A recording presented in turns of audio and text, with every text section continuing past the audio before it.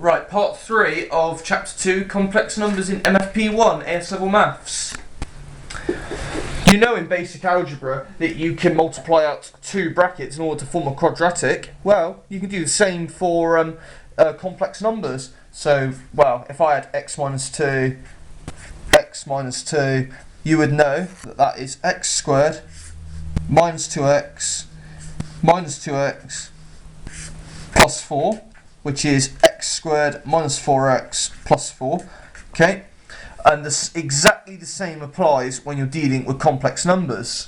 So if I was to give you this complex number, 4 plus I, 7 minus 2i. Okay, so start off by multiplying out the first term by 4 by 7, so you're going to get 28. Then you do the same, 4 times by minus 2i, which should give you minus 8i. Then you times the I by the 7, which is add 7i.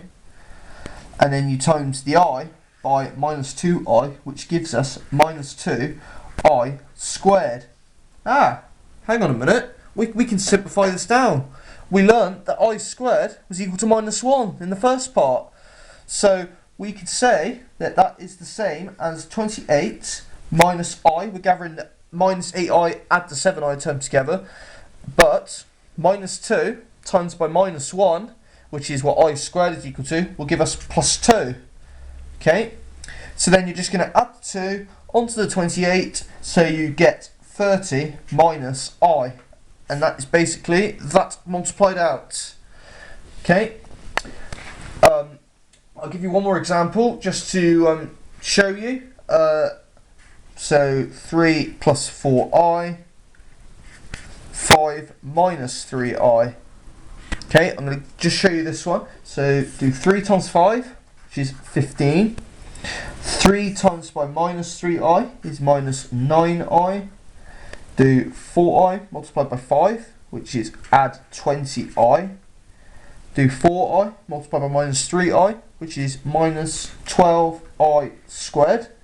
Okay, so gather all your I terms together. So you've got 15, add 11i, but hang on a minute, I squared is minus 1, so minus 1 times by minus 12 is plus 12. Okay.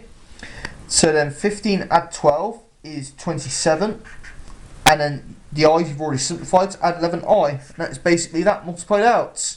And that's the basics of multiplying out two complex numbers when you're multiplying them together.